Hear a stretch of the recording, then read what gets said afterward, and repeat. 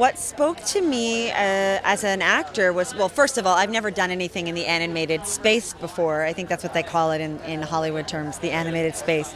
And I'd never done that before, and it was so nerve-wracking because you're not actually acting with anyone. You're reading in there with the director, and I never got to meet Eddie Izzard, who most of my scenes are with.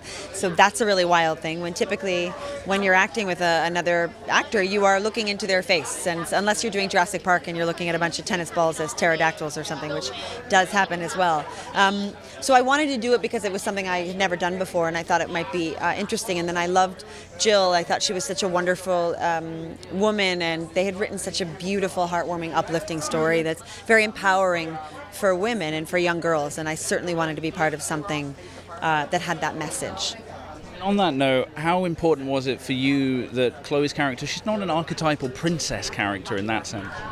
Well, I think any time you can depict a young girl as she is without having to be a princess or without dreaming of being a princess, I think you're at a very good starting point, and it's a lot more relatable, and I think it keeps our young girls' headspace in the right place, which is not the typical desire that is often depicted in movies since the dawn of filmmaking, really, where women were their stories were always sort of connected to that of the protagonist, which was usually the man.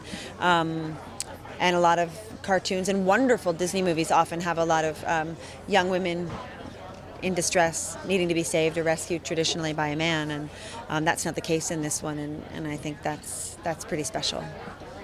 In terms of special things, obviously we're celebrating here at TIFF the fact that this year an even higher percentage of films than in previous years are being directed and helmed by women. How important do you think that kind of narrative control is, particularly when you've got stories like this that deal very much with the female experience, mothers, daughters, coming of age?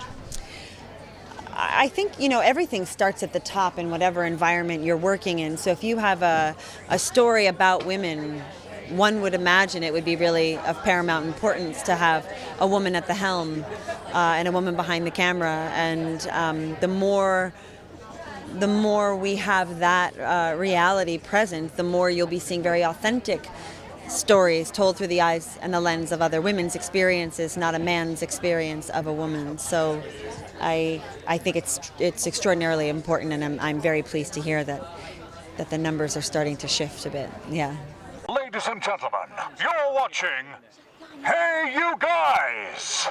Hey You Guys, huh? Hey You Guys. Is that from the Goonies? It is indeed, yes. Nice. Hey